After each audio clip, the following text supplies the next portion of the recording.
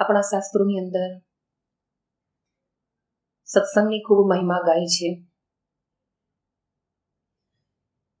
અને તુલસીદાસ મહારાજ પ્રમાણ સાથે રામચરિતમાનસની અંદર બતાવે છે, અતિ હરિ કિરપા જાહી પરે હોઈ, અતિ હરિ કિરપા જાહી પરે હોઈ, પાવ દેહી યહ માર્ગ સોઈ, પાવ દેહી યહ માર્ગ સોઈ, રામ કૃપા બિनु સુનો ખગરાઈ,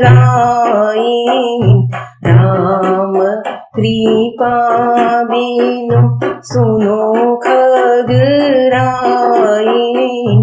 જાની ન જાય રામ પ્રભુતાઈ, જાની ન જાય રામ પ્રભુતાઈ. તુલસીદાસ મહારાજ કહે છે, અતિ હરિ કૃપા જાહી પર હોય, પાવ દેહી યહ માર્ગ, કે જ્યારે જીવની ઉપર ભગવાનની અતિ કૃપા થાય છે ત્યારે જ જીવાત્માને આ સત્સંગ મળે છે. અને જ્યાં સુધી એ ભગવાનની કૃપા વગર જીવનમાં સત્સંગ ન મળે તો કીધું કે સત્સંગ વગર જાની ન જાય રામ પ્રભુતાઈ, કે સત્સંગ વગર ભગવાનની મહિમા એટલે લીલાને પણ એક જીવાત્મા સમજી શકતો નથી. એટલે જીવનની અંદર ઈશ્વરને ઓળખવા માટે, એની મહિમાને જાણવા માટે સત્સંગ ખૂબ જરૂરી છે. એટલે જ દરેક ધર્મશાસ્ત્રોની અંદર સત્સંગની મહિમા મુક્ત કંઠે ગાય છે. હરેક મહાન પુરુષો પણ સત્સંગની મહિમાને મુક્ત કંઠે ગાય છે. અને સંતોએ તો એક ભજનની અંદર પણ કીધું છે, सत्संग ही जग सार है, जीवन का आधार है, सत्संग ही जग सार है, जीवन का आधार है, जिसने जाना आत्म ज्ञान उसका बेड़ा पार है, सत्संग ही जग सार है, धर्म कर्म को भूले दुनिया करती है मनमानी, करती है मनमानी, गीता का यह सार न जाने कितनी बड़ी नादानी है, कितनी बड़ी नादानी है, जीवन असार है, सत्संगत जग सार है, जिसने जाना आत्म ज्ञान उसका बेड़ा पार है, सत्संग ही जग सार है. संतो बतावे छे कि सत्संग ही जग सार है, जीवन का आधार है, कि संसाરની અંદર આખો સંસાર અસાર છે અને આ અસાર સંસારની અંદર એક કેવલ સત્સંગ, પ્રભુનું ભજન અને ઈશ્વરની ભક્તિ જ સાર છે. એટલે તમે જુઓ, ભગવાન શંકર પણ માતા પાર્વતીજીને સમજાવતા કહે છે કે હે ઉમા, ઉમા કહો અનુભવ અપના, સત હરિ ભજન જગત સબ સપના, કે હે ઉમા, સંસારની અંદર સાર વસ્તુ હોય તો કેવલ એક હરિનું ભજન છે. હું મારો પોતાનો અનુભવ બતાવું છું. ઉમા કહો અનુભવ અપના, કે મારો પોતાનો નિજ અનુભવ છે કે કેવલ ઈશ્વરનું પ્રભુનું ભજન જ આખા સંસારની અંદર સાર છે. એટલે મને એક વાત યાદ આવી કે એકવાર એક રાજા હતો અને એ રાજાને એક વખત વિચાર આવ્યો કે મારે રામાયણની કથા કરાવી છે. તો એ રામાયણની કથા કરવા માટે કીધું કે કથાકાર પંડિતની જરૂર પડે છે. તો રાજા પોતાના મંત્રીને બોલાવે છે, કહે છે કે મંત્રી તમે જાઓ, જઈને કોઈ કથાકાર પંડિતની શોધ કરી આવો કે જેને રામચરિત માનસની કથા કરતા આવડતું.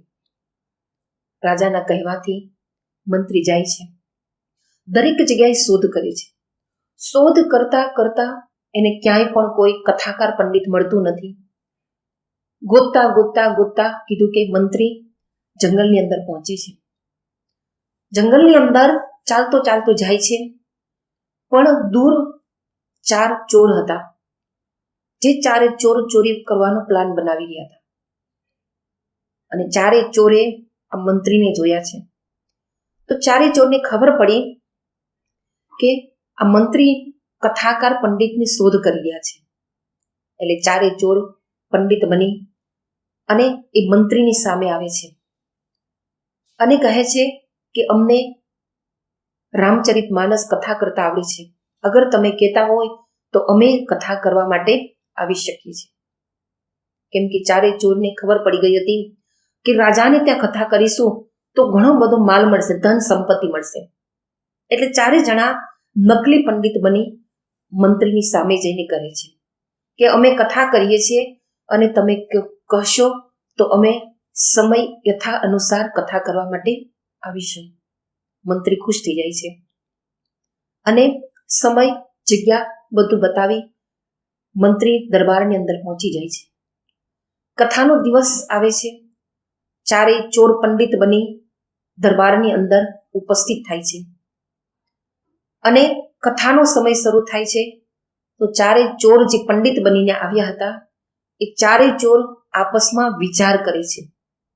કેમ કે એ 4 ચોર હતા, પંડિત તો હતા નહીં કે કથા કરતા આવડે. એટલે 4 ચોર સમય થયો કથાનો તો આપસમાં વિચાર કરે છે કે હવે શું કરીશું. ત્યારે પહેલો પંડિત કહે છે કે રાજા પૂછે તબ ક્યાં કહ્યું. બીજો પંડિત કહે છે કે તેરી ગત સો મેરી ગત. ત્યારે ત્રીજો પંડિત કહે છે કે એસા કબ તક નિભે. ત્યારે ચોથો પંડિત કહે છે કે જબ તક નિભે તબ તક સહી. સજ્જનો, 4 ચોર જે આપસમાં વિચાર કરી રહ્યા હતા, કથા કરી રહ્યા હતા. પહેલા પંડિતનો કહેવાનો મતલબ છે કે રાજા પૂછે તબ ક્યાં કહ્યું, કે રાજા અગર પૂછશે તો શું જવાબ આપીશું. બીજો પંડિત કહે છે કે તારી જેવી ગતિ છે એવી મારી ગતિ છે. ત્રીજો પંડિત કહે છે કે આવું ક્યાં સુધી ચાલશે. ત્યારે ચોથો પંડિત કહે છે કે જ્યાં સુધી ચાલે ત્યાં સુધી ચાલવા દો. હવે આ 4 ચોર રોજ આવી કથા કરે છે દરબારની અંદર. અને એ કથાની અંદર એક દિવસ રાજા અને રાણી બંને આવે છે સાંભળવા માટે. રાજા અને રાણીએ સાંભળ્યું કે 4 પંડિત સંભળાવી રહ્યા છે. રાજા પૂછે તો ક્યાં કહ્યું. બીજો કહે છે તેરી ગત સો મેરી ગત. ત્રીજો કહે છે કે એસા કબ તક નિભે. ચોથો કહે છે કે જબ તક નિભે તબ તક સહી. 4 પંડિત આવી કથા કરી રહ્યા છે.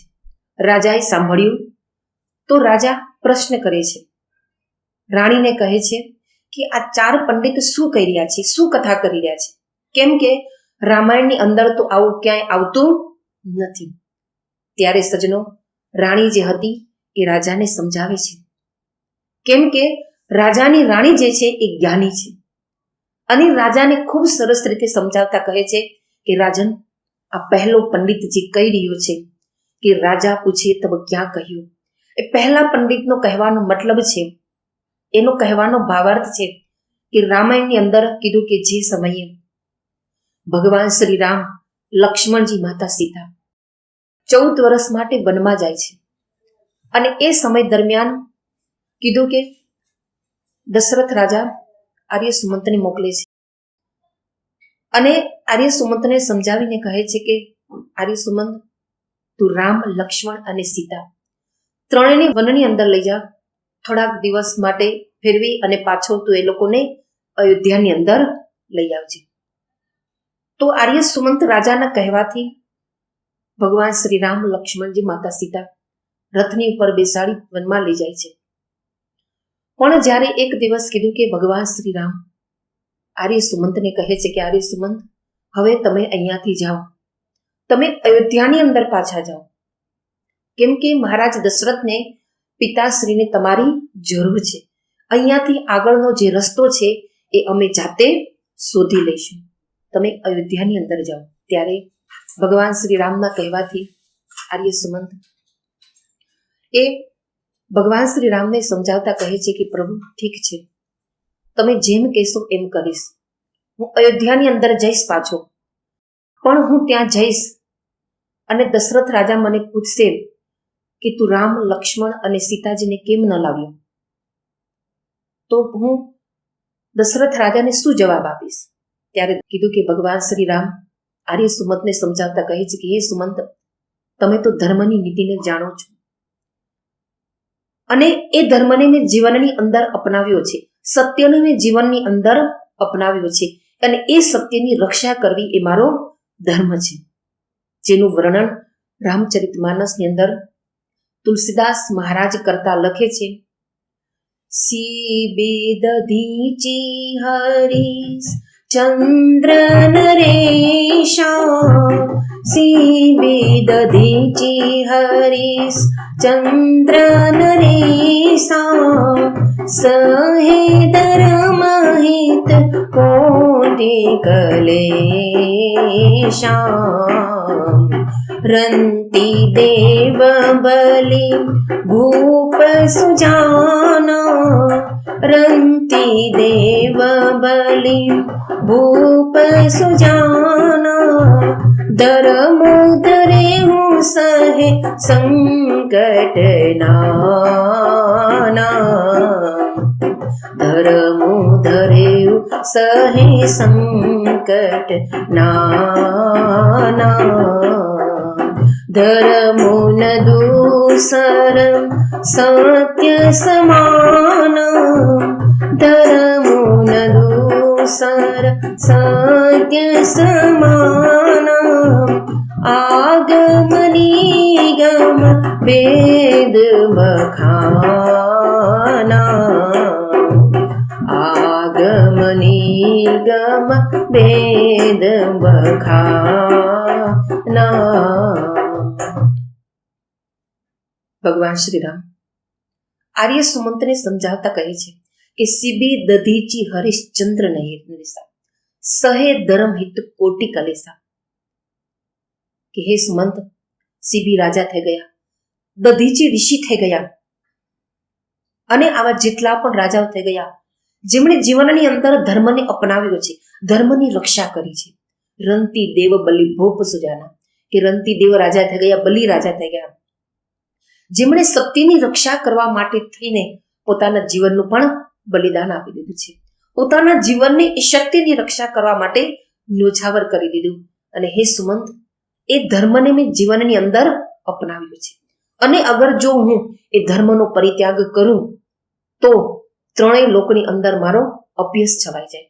એટલા માટે સુમંત, હું એ ધર્મની રક્ષા પણ કરીશ અને સાથે સાથે પિતાજીનું આજ્ઞાનું પાલન પણ કરીશ. કેમ કે એક પુત્રએ પોતાના પિતાની આજ્ઞાનું પાલન કરવું એક પુત્રની ફરજ છે. એટલા માટે હે સુમંત, હું પિતાની આજ્ઞાનું પાલન પણ કરીશ અને એ ધર્મની રક્ષા પણ કરીશ. ત્યારે આર્ય સુમંત ભગવાન શ્રી રામને હાથ જોડીને કહે છે કે પ્રભુ ઠીક છે, તમે તો મને આવી રીતે સમજાવી દીધો, કઈ વાંધો નહીં, પણ હે પ્રભુ મને બતાવો, હું તમને લીધા વગર, લક્ષ્મણજીને લીધા વગર અને સીતાજીને લીધા વગર અગર હું અયોધ્યા એમનો પાછો જઈશ તો દશરથ રાજાને હું શું મોઢું બતાવીશ? કેમ કે અહીંયા આવતા પહેલા રાજા દશરથ મહારાજે મને આજ્ઞા કરી હતી કે રામ, લક્ષ્મણ અને સીતાજીને વનની અંદર થોડા દિવસ ફેરવી અને પાછો તું અયોધ્યાની અંદર લઈ આવજે. અને હે પ્રભુ, અગર હું તમને ત્રણેયને લીધા વગર જઈશ અને દશરથ રાજા મને પૂછશે કે તું આ ત્રણેયને કેમ ન લાવ્યો, તો હું દશરથ રાજાને શું જવાબ આપીશ? રાજા પૂછે તબ ક્યાં કહ્યું? ત્યારે રાણી એ રાજાને સમજાવતા કહે છે કે મહારાજ, આ પહેલો પંડિત જે કહી રહ્યો છે કે રાજા પૂછે તબ ક્યાં કહ્યું, તો રાજન પહેલા પંડિતનો કહેવાનો આ જ ભાવાર્થ છે કે આર્ય સુમંત ભગવાન શ્રી રામને એમ કહે છે કે હું તમને લીધા વગર અયોધ્યાની અંદર જઈશ અને દશરથ રાજા મને પૂછશે કે આ ત્રણેયને લીધા વગર કેમ આવ્યો, તો રાજા અગર મને પૂછશે તો હું શું જવાબ આપીશ? તો તો પહેલા પંડિતનો આ જ કહેવાનો મતલબ છે કે રાજા પૂછે તમ ક્યાં કહ્યું. ત્યારે રાજા ખુશ થાય છે અને રાજા કહે છે કે ઠીક છે, આ પહેલા પંડિતની વાત તો સમજાઈ ગઈ, પણ આજે બીજો પંડિત કહી રહ્યું છે કે તેરી ગત સો મેરી ગત, આવું તો રામાયણની અંદર ક્યાં આવતું જ નથી. ત્યારે રાણી ફરીથી રાજાને સમજાવે છે અને રાજાને સમજાવતા કહે છે કે રાજન, આજે બીજો પંડિત કહી રહ્યો છે તેરી ગત સો મેરી ગત, મતલબ કે જેવી તારી ગતિ છે એવી મારી ગતિ છે. એ બીજા પંડિતના કહેવાનો મતલબ છે કે જે સમયે કીધું કે પાપી રાવણ માતા સીતાજીનું હરણ કરીને લઈ જાય છે અને જ્યારે ભગવાન શ્રી રામ અને લક્ષ્મણજી બંને જાનકીજીની શોધ કરતા કરતા જાય છે, ઝાડવાઓને, કંદરાઓને, પથ્થરોને, વનની અંદર બધાને પૂછે છે કે શું તમે મારી સીતાને જોઈ છે. પૂછતા પૂછતા કીધું કે માતા સબરીબાઈની ઝૂંપડીએ જાય છે. ત્યારે સબરીબાઈ ભગવાન શ્રી રામચંદ્રજીને બતાવે છે, કહે છે કે પ્રભુ, અગર તમે માતા સીતાજીની ખોજ કરી રહ્યા છો તો તમે ઋષ્યમુખ પર્વતની પર જાઓ. ત્યાં સુગ્રીવ નામનો વાનર રહે છે અને એ ત્યાં એના 5 મંત્રીઓની સાથે રહે છે. પ્રભુ, તમે ત્યાં સુગ્રીવની પાસે જાઓ, એ તમને જરૂર મદદ કરશે. ત્યારે ભગવાન શ્રીરામ કીધું કે સબરીબાઈના કહેવાથી ચાલતા ચાલતા ઋષ્યમુખ પર્વત પાસે જાય છે, જેનું વર્ણન કીધું કે તુલસીદાસ મહારાજ રામચરિત માનસની અંદર કરે છે.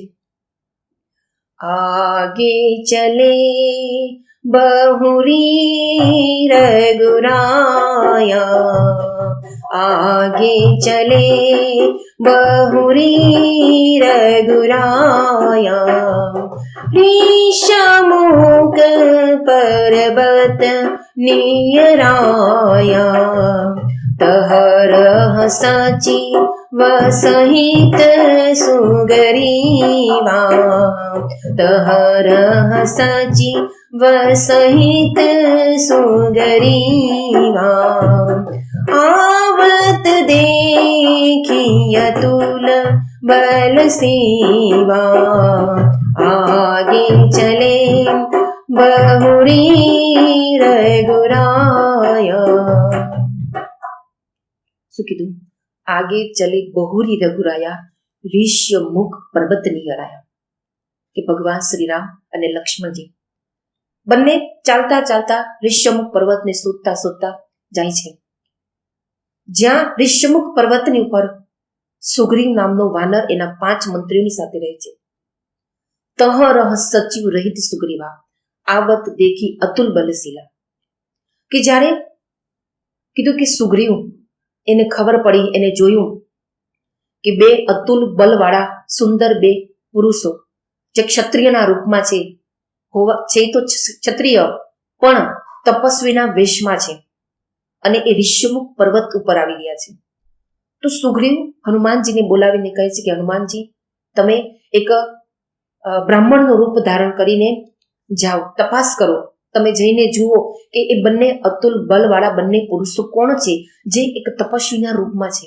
તમે જઈને એ લોકોનો ભેદ જાણવાનો પ્રયત્ન કરો અને અગર જો એ વાલીના મોકલેલા અગર ગુપ્તચર છે તો હે હનુમાન, તું મને દૂરથી ઈશારો કરી દેજે, હું એ જ સમયે આ ઋષ્યમુખ પર્વતને છોડીને જતો રહીશ. સજનો, સુગ્રીવના કહેવાથી હનુમાનજી એક બ્રાહ્મણનું રૂપ ધારણ કરીને જાય છે. ભગવાન શ્રી રામ અને લક્ષ્મણજી જ્યાં બંને ઋષ્યમુખ પર્વતની નજદીક આવી રહ્યા હતા તો બંનેની સામે ત્યાં જાય છે અને હાથ જોડીને નમસ્કાર કરે છે, પ્રણામ કરે છે અને એ લોકોનું આવવાનું કારણ પૂછે છે. કોણ છો, ક્યાંથી આવ્યા છો, બંનેના નામ ઠેકાણા પૂછે છે, જેનું વર્ણન તુલસીદાસ મહારાજ રામચરિતની અંદર કરે છે. को तुम श्यामल गोरे शरीरा, को तुम श्यामल गोरे शरीरा, क्षत्रिय रूप फिर हूँ बलबीरा, कठिन भूमि कोमल पदगामी, कठिन भूमि कोमल पदगामी, कवन है तू बिचरहु बन गाँव में, को तुम श्यामल गौर शरीरा।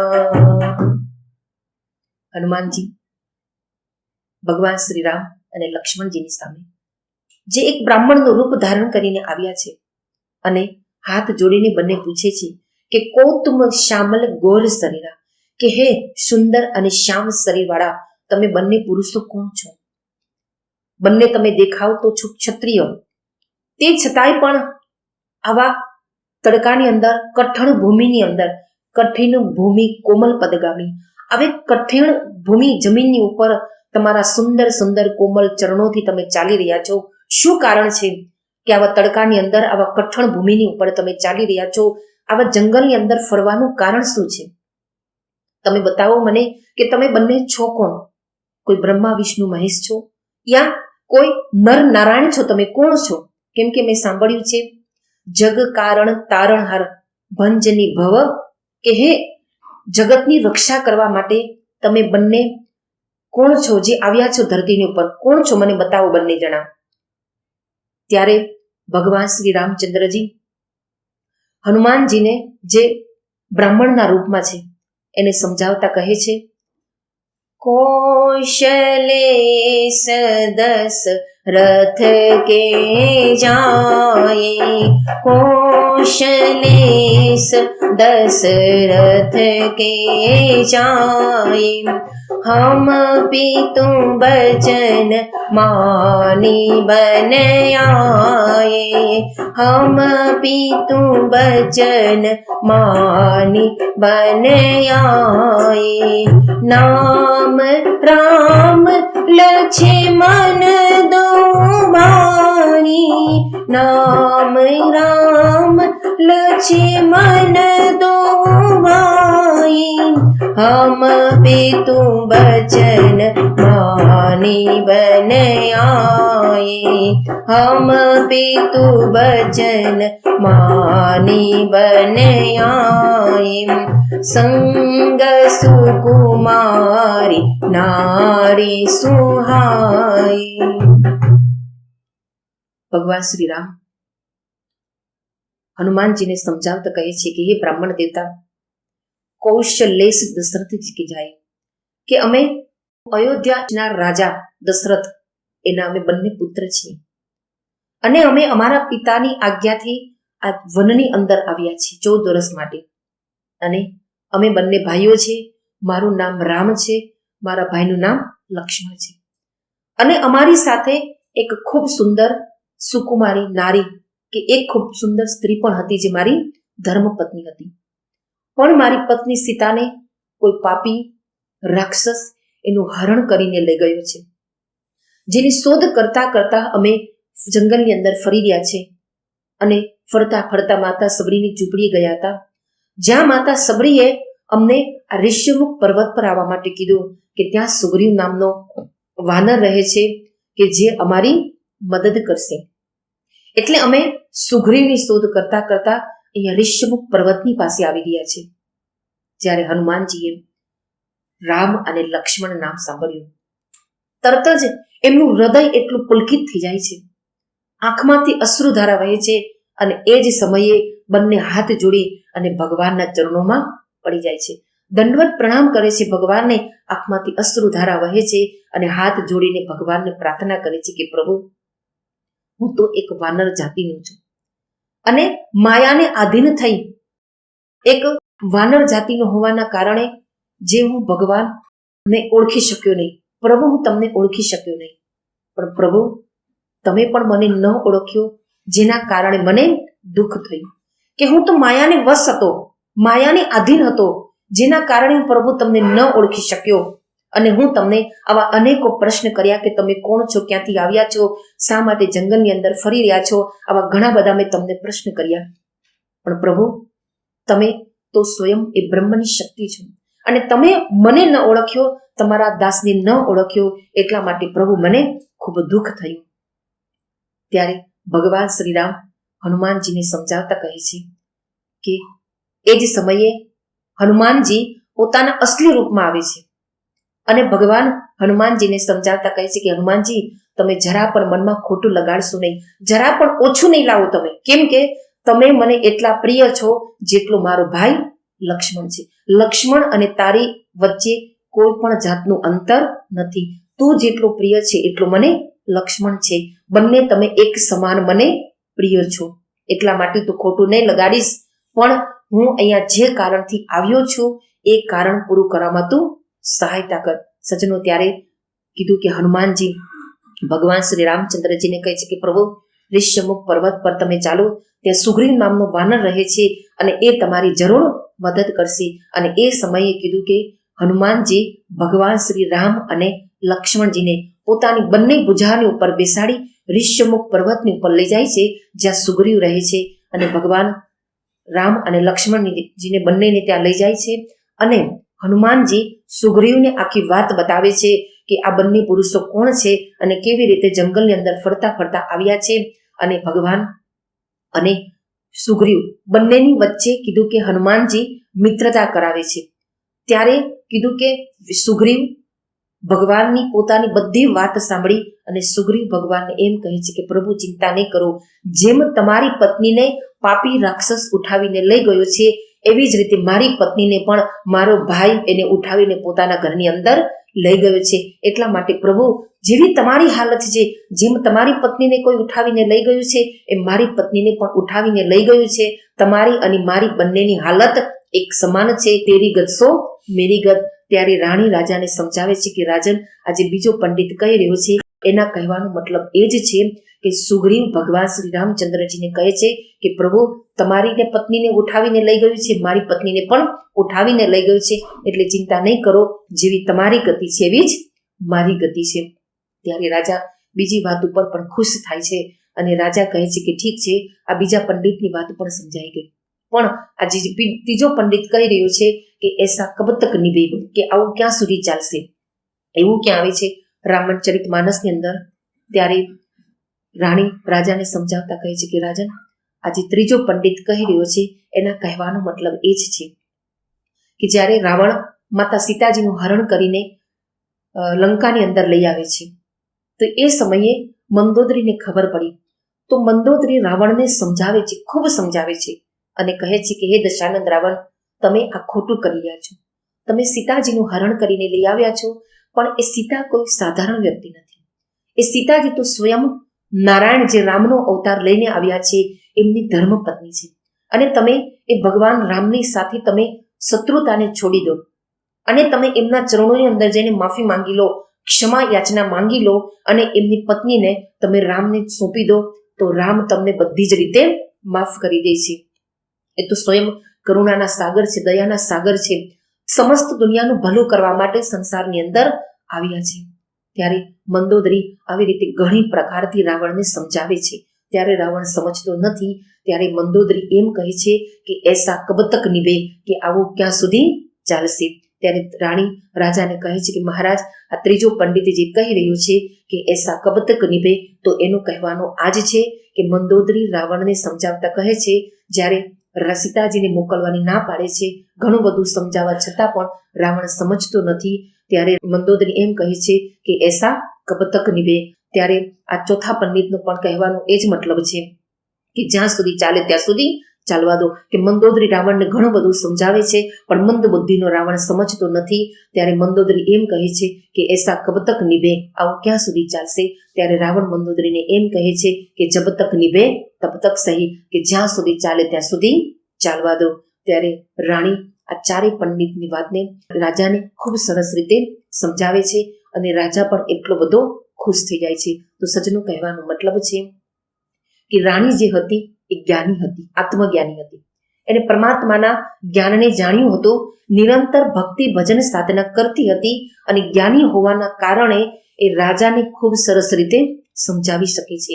બાકી એ જે ચારે ચોર હતા, જે પંડિત બનીને આવ્યા હતા, એ તો ચોરી કરવાના, માલ સંપત્તિ ભેગી કરવાના, લેવાના ઈરાદાથી આવ્યા હતા.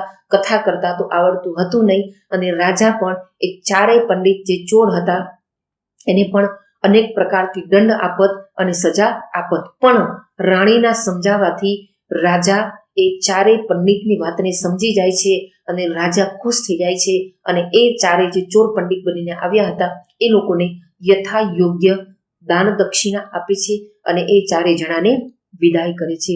તો સજ્જનો, કહેવાનો મતલબ એ છે કે આવી જ રીતે સંસારની અંદર જે જ્ઞાની હોય છે, જ્ઞાની વ્યક્તિ હંમેશા જીવનની અંદર બગડેલી બાજીને સુધારી લેતા હોય છે. એટલા માટે આપણે પણ જીવનની અંદર એ જે સાચું જ્ઞાન છે, પરમાત્માનું જે ઈશ્વરનું સાચું જ્ઞાન જે આપણી અંદર છે, એ જ્ઞાનને જીવનની અંદર જાણવા માટે પ્રયત્ન કરીશું.